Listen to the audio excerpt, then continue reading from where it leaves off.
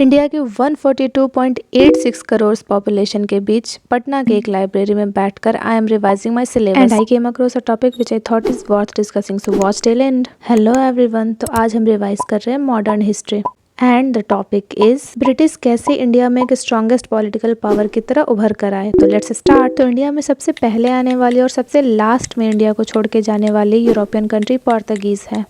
तो east India company India में 1604 में आई। ईस्ट इंडिया कंपनी का इनिशियल पर्पस तो ट्रेड था, मगर ये सोचने की बात है कि एक ट्रेडिंग कंपनी कैसे किसी देश में पॉलिटिकल पावर बनकर उभरती है। तो इसकी शुरुआत होती है 1717 में कंपनी को दस्तक राइट्स मिलने के साथ। 1707 में औरंगजेब की मृत्यु के बाद कई सारे रीजनल स्टेट ने खुद को इंडिपेंडेंट डिक्लेयर कर दिया। 1722 में बंगाल भी एक इंडिपेंडेंट स्टेट बन गया। बैटल ऑफ प्लासी ब्रिटिशर्स के लिए मील का पत्थर साबित हुई। एक तरफ थे बंगाल के नवाब सिराजुद्दौला और एक तरफ थी East India Company. Let's discuss the reason behind this battle. 1756 में जब सिराजुद्दौला नवाब बने तो कोई भी ब्रिटिशर उनसे मिलने नहीं आया। Yes, that was the matter of shame and agitation. यहाँ तक कि सिराजुद्दौला को कासिम बाजार के सुपरविजन से भी रोका गया। पर युद्ध के पीछे का सबसे इम्पोर्टेंट कारण था black hole tragedy. Black hole tragedy में बहुत डिटेल में डिस्कस करूंगी if this video gets 1K views और लाइक्स। ब्लैक होल ट्रेजेडी के बाद रॉबर्ट क्लाइव ने फोर्ट विलियम्स और कलकत्ता तो वापस जीत लिया, मगर रॉबर्ट क्लाइव ने सिराजुद्दौला के खिलाफ एक ऐसी साजिश रची जिसका एहसास सिराजुद्दौला को बैटलफील्ड में ही हुआ। इस कॉन्स्पिरेसी के तहत ये तय हुआ कि मीर जाफर ही बंगाल के नए नवाब बनेंगे। इन दिस कॉन्स्पिरेसी ये तय हुआ कि मीर जाफर जो एक बड़ी सेना की टुकड़ी को लीड करते वो युद्ध के दिन पीछे हट जाएगा, यानी कि सिराजुद्दौला का साथ नहीं देगा। और इस तरह महज 1100 आर्मी के साथ रॉबर्ट क्लाइव ने सिराजुद्दौला की 4000 की आर्मी को हरा दिया। और बैटलफील्ड में सिराजुद्दौला का कत्ल मीर जाफर के बेटे मीरान ने किया।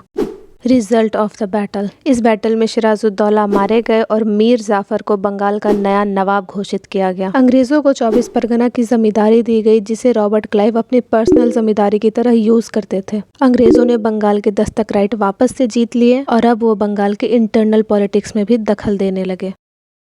इस बैटल ने अंग्रेजों के सबसे बड़े राइवल यानी कि फ्रेंच को इनडायरेक्टली हरा दिया। मगर अंग्रेजों की मंशा यहीं पे ख़त्म नहीं होती, क्योंकि अभी तो पूरा बंगाल और पूरा हिंदुस्तान हड़पना बाकी था।